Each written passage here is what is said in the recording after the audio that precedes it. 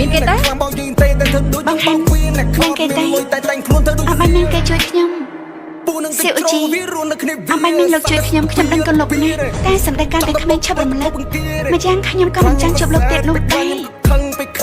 នាងកំទៅនិយាយគ្នាច្បាស់សិនអូយនិយាយនឹងមិនច្បាស់ទៀតទេពីងគក់សំអីចង់ស៊ីសាច់កងានសួរនាងថាខ្ញុំចង់ស៊ីសាច់កងានសួរ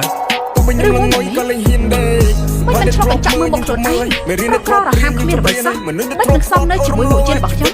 អស់សម្លាញ់ទេនាងថាខ្ញុំប្រក្ររហាម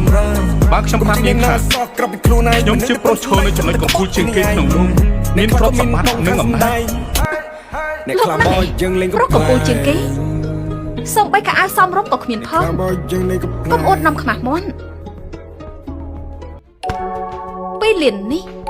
ទុកជាថ្លៃជួយមុខយានយកលុយហាច់ចេញទៅកុំបង្ហាញខ្លួនទៀតមិនអញ្ចឹងលទ្ធផលពិបាកស្មាន